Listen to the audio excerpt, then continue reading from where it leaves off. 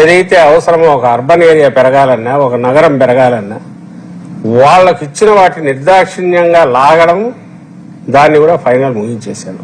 ఒకప్పుడు ఇది 10 ఏళ్ల క్రితం 20 ఏళ్ల క్రితం అయితే పెద్ద ఇదే అయిపోయింది, ఏమి కావట్లా. ఎందుకంటే ఈయన దాన్ని దాటి ఇంకేదో ప్రచారానికి వీటిని ప్రశ్నిస్తున్నామని ప్రతిరోజు. మరి మేము సహజంగానే వైఎస్ఆర్సీపీ వాళ్ళు కానీ, జగన్మోహన్ రెడ్డి గారు కానీ చంద్రబాబు నాయుడికి గొడ్డల్లాగే కనపడతారు, కత్తిలాగా కనపడతారు, ఇంకొక దానిలాగా కనపడతారు. తన పాలిట మేము విలన్.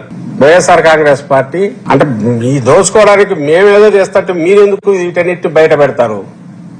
మీరు ప్రజల్లోకి ఎందుకు తీసుకెళ్తారు? మీకేమన్నా కొంత ఆలోచన లేదా?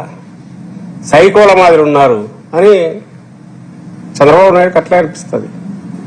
ఎందుకంటే ఆయన విలన్కి అలాగే అనిపిస్తుంది.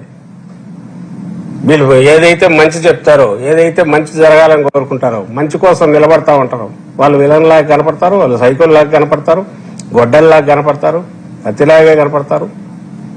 అందుకే రోజు అదే అంటున్నారు. దీనికి మేము రియాక్ట్ కావాలని అనుకుంటున్నాం. మేము దానిలాగా ఈ ఇష్యూస్ మీద అవుతాం. ప్రజలు ముందు గమనించాలి. రాష్ట్రం మొత్తం అద్దాల కోసం 2500 కోట్లయింది. దానికి ఏమన్నా అది అసలు ప్రజల సొమ్ము అంటే అంత ఇదిగా ఉందా?